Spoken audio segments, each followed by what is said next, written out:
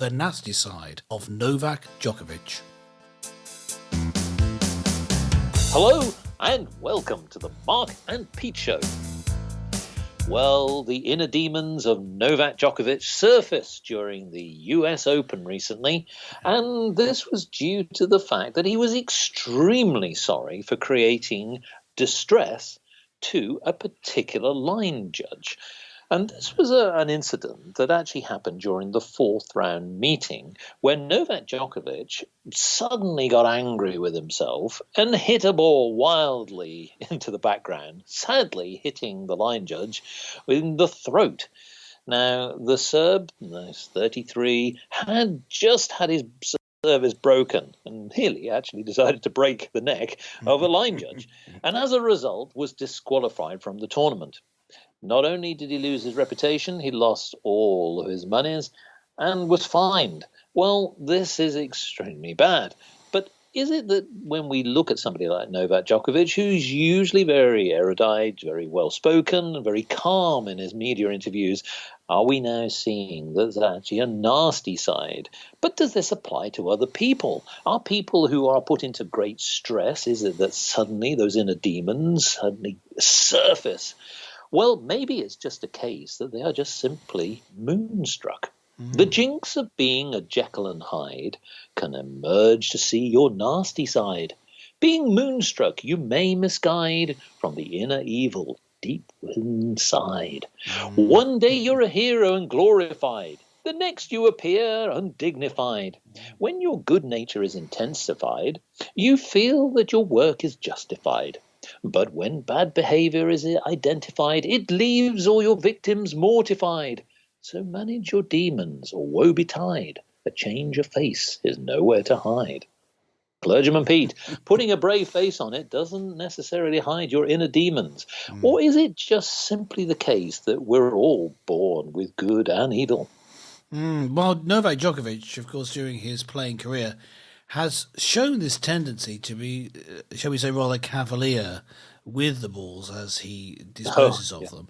And so there's always been a possibility that this would happen without him having any demons specifically, just being careful, but careless rather. But I mean, that in itself is an issue, isn't it? Being careless because you know that there are people around who could get hit. And although a tennis ball isn't that heavy, even a careless little thwack with a racket can make it travel at quite a high speed, as seen the other day when he managed to hit the line judge with it. So I think there was always an issue with his carelessness, and it's been noted before. So it wasn't necessary that he would be something to do with his anger getting out. But in this case, it does seem to be the case. Although if you watch the incident, he's being just casual in flicking the ball. It is as part of his response to the annoying situation of having lost serve. He'd been broken by his opponent, so he just hit the ball. For those of you who can't see me, because this is a radio show, I acted out hitting the ball there, and it was very effective. Looked exactly and a much better shot there, I think. Yes, well, I didn't hit anyone. That's important. That's true. But so do we all have these inner demons? Do we all have good and evil inside? I think that it's inevitable that there are going to be situations where you're going to get annoyed, angry, and there's a possibility of lashing out. I think that's true for, if not everyone, then certainly the vast majority of people. The Bible talks about humans being made in the image of God, but is then clear that it's a fractured or distorted image. This is known as the story of the fall in the Bible. So people are created to be good, but have this problem in staying that way. They veer off into evil. So good and evil in everyone is a good way of putting it. And I suppose a lot of the Bible is about what is it that for individuals and for the Bible, what is it as groups of people, as families, as whole nations, that can stop us from falling prey to our demons? And Yes. I see that very clearly. Yes, everyone could act like this, but what is it about high-profile people like Novak Djokovic that causes them to lash Well, out in a very public manner like that? I wonder again here, is it just simply the fact that it's about the intensity of the situation? But this is Could be. somebody who, let's be honest, is familiar with the stress of a tournament and high pressure stakes.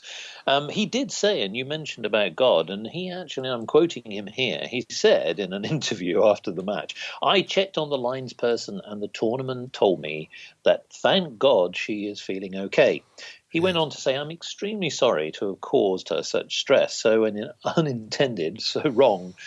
I'm not disclosing her name to respect her privacy." Well, that's very kind of him. We're starting to see his good side. But the bad side is that he knows that, of course, he did wrong. And we're seeing another side to him. And this is hence the Jekyll and Hyde.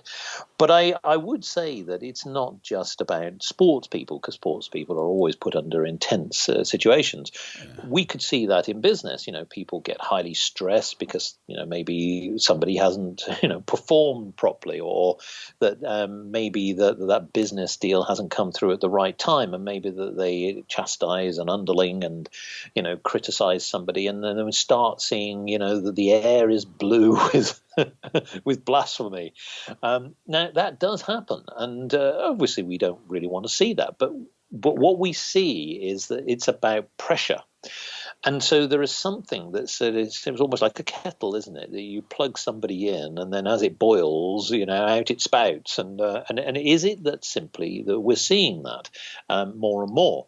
And I'm going to reference something which is a totally different form of intensity, completely different sort of Jekyll and Hyde scenario, but it's due to the lockdown, the COVID-19 impact on 2020. Now, many people have done some studies recently and have shown that cases of domestic abuse have suddenly increased dramatically. In fact, increased 20% during the lockdown. And many people are effectively trapped with their abuser. Most of it tends to be the victim being the woman, although that's not 100%. There are examples where gender could be male, but majority is female.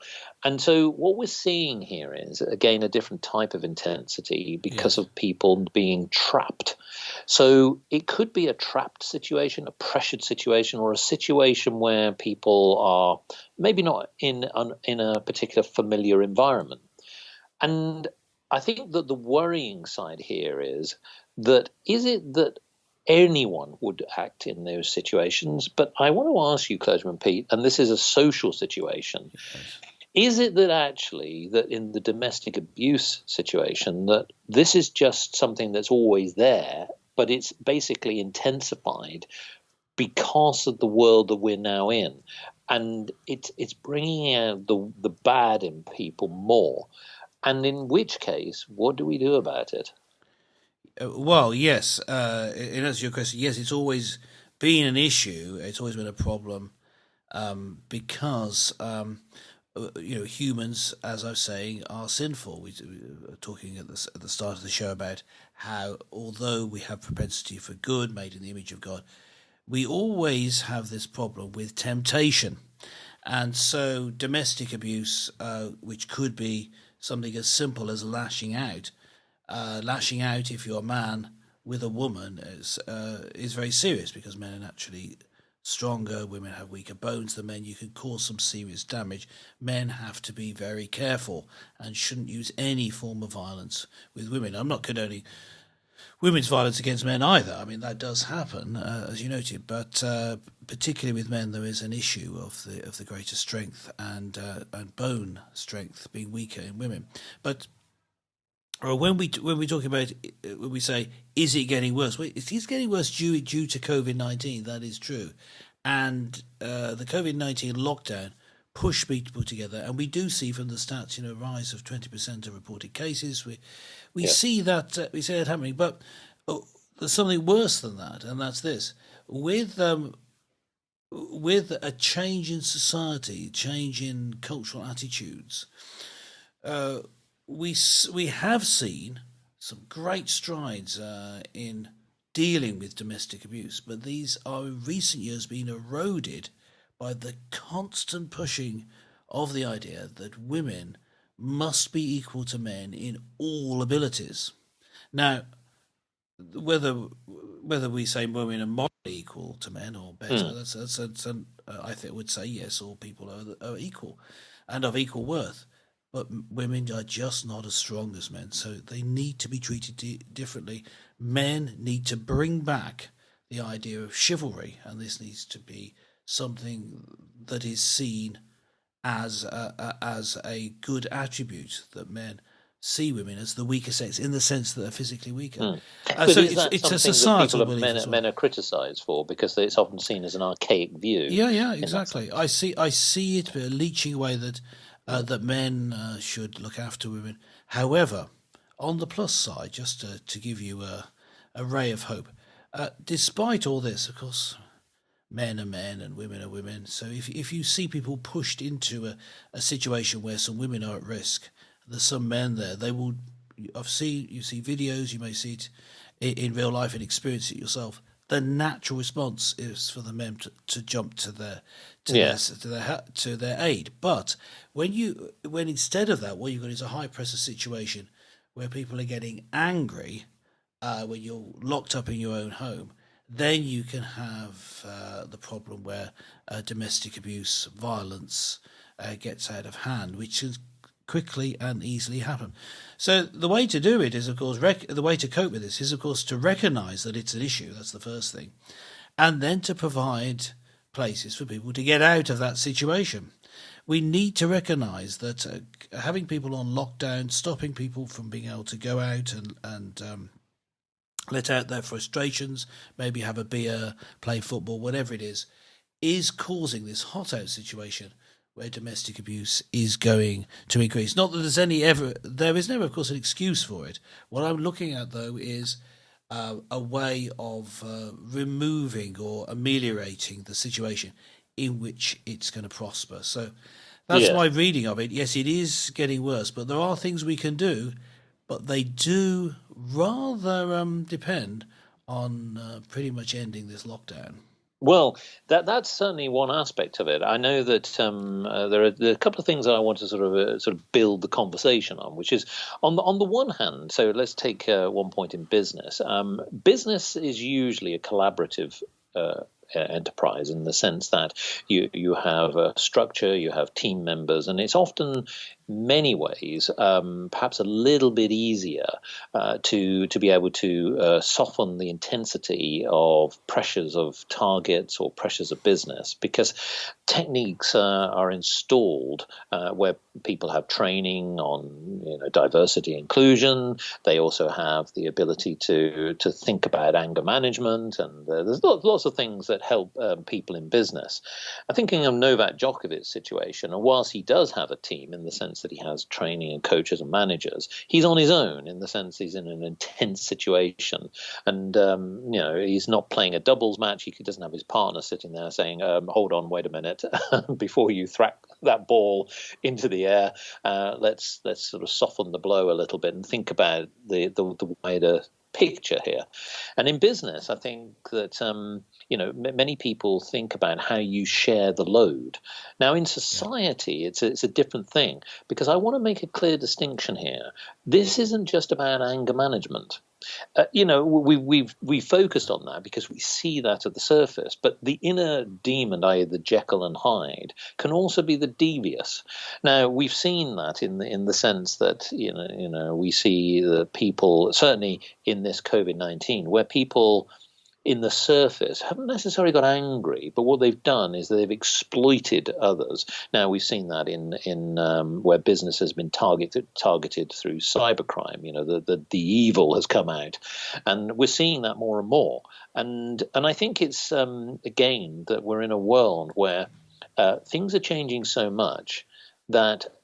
Is it now that when we see the pressure on people, it's because of the unknown, of the fact that we are what we perceive to be out of control? So it's one way of coping with it.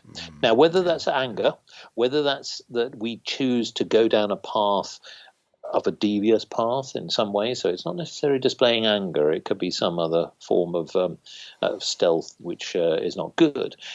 And is it that actually that why we're seeing these sort of types of flashes of behaviour is because of what we're seeing, as you say, with the world that's just simply changing so quickly. Yeah, and I'm also saying that we have seen great improvement in people's behaviour in certain areas. We were seeing it. We were seeing particularly the treatment of women, the mistreatment of women, being so demonised that people were changing, making such great Yes. strides. Why? Well, we're just throwing it all away. It seems to me. But the a hothouse atmosphere where you're under pressure is the time when you're going to lash out. Now, just returning it back to Novak Djokovic, we are of course big fans on this show. Oh, As always, absolutely. big fans. But his response is interesting, and Mark and regular listeners to the show will know his response to how he's going to cope with this and how in the past he's coped with the pressures is something that I approve of. He turns to religion in order to to help. He's an Orthodox Christian, a big part of his life, but he also is a practitioner of yoga and meditation to help him Yes. calm. So he was already You should try had. that on the court. Well, he says that he keeps it, that is what keeps him calm. So a bit more meditation, Novak. But his we're always going to let the side down occasionally. I think that this gives him the chance, the fact that he has this awareness of the issue, which I think, as I say, I think everyone has, not just him. And he has taken steps to do something about it. Spending time meditating is good. It doesn't have to be, specifically meditation with a capital M, called meditation. It could just be deliberately spending time relaxing, and I would suggest praying at that time, spending time, perhaps at the start of the day, just getting centered and not just rushing into the day, thinking through what's going to happen, and that can help you when you get in that sort of pressured situation. If you've centered yourself at the start of the day, and this is what Novak Djokovic has been doing, enable himself to be calm, then he can bring back a little bit of it.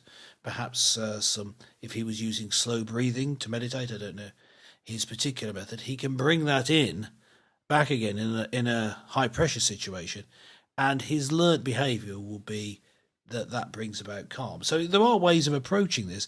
That's not just for top-notch tennis players. That's for everyone. When you get in that sort of situation, it's not simply counting to 10 and then going on. It's just having some slow, steady breathing, taking a moment when you feel Well, yourself losing control, and always what we call an arrow prayer, praying to God in that moment for Him to help you, is a way to cope. It's a way to change things. But the important thing is to recognize it in yourself. So if you see this in yourself, then gentle listener, spend time maybe first thing tomorrow morning. You could spend a little bit of time, maybe get up an hour earlier, and just spend time calm and breathing slowly, and just think through the situations where you are out of control, and determine to just bring a bit of that calm into that situation. yes, whatever that situation may be, whether it be in business or Yeah, indeed it could be anything. in your social life. Now, I wanted to sort of conclude here, which is about the consequence of such actions surfacing.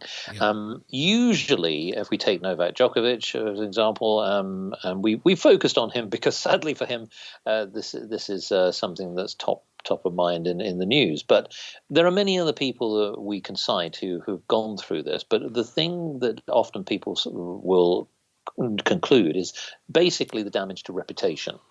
And so the question then is that really another motive that effectively you don't want to ruin your brand, and that's what he is. And similarly, again, if you were a representative of a company, you wouldn't want to do that. If you were a CEO and perhaps did something that was untoward or potentially offensive, that would not only damage your own reputation but the rest of the company.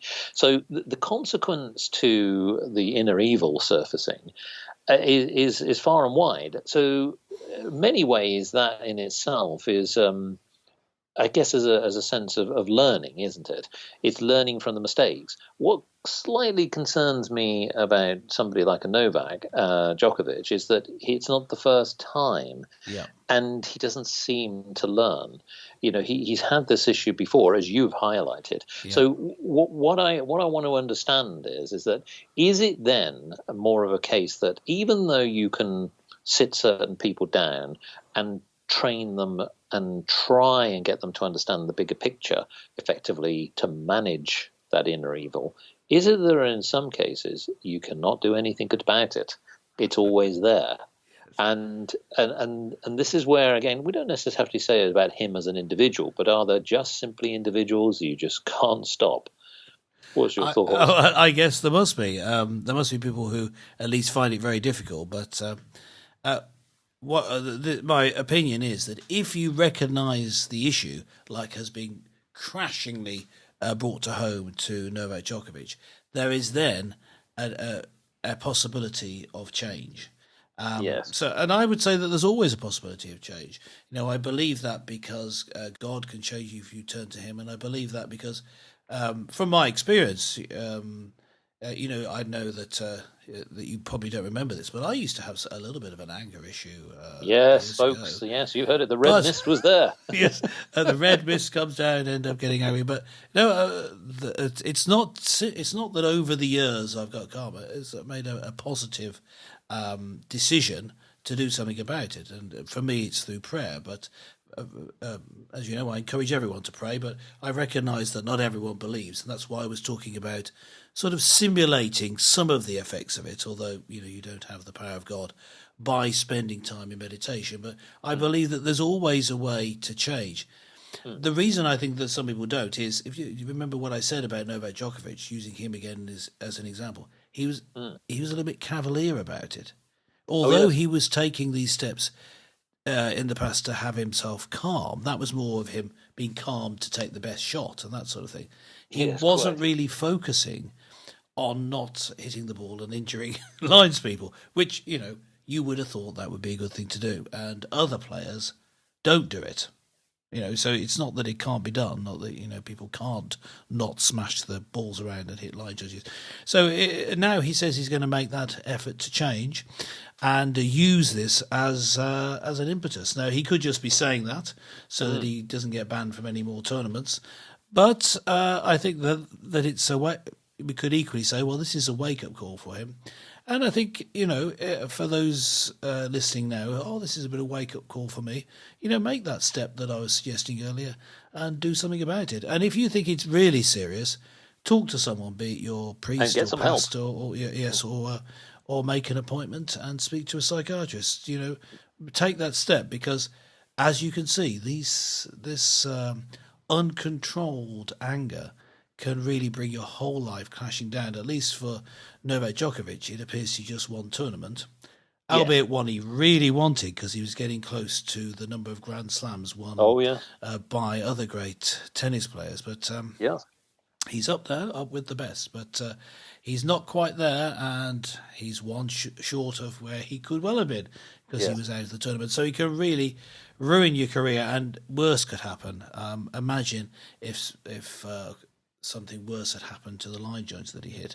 So take that step, make that change, if the first step is in recognising it. Yes. Well, indeed, as you say, he was on an incredible run and he missed his opportunity. Maybe people like Novak can channel their frustrations and anger in better ways. Will that affect him going to the rest of the year and into the new year? We'll have to see. Well, listeners, what do you think? Do you think that flash of tempo is just something that was a blip, we'll never see it again, or maybe and also, as we suspect, that probably this will be something that will occur maybe on the next tournament? Why not log on to markandpete.com and let us know your thoughts? Well, we'd love to hear from you, Novak, assuming that you've calmed down now. Why not listen to the Mark and Pete show? It will certainly bring out the better side in you. Well, join us again next time for more topical topics with Clergyman Pete and Businessman Mark.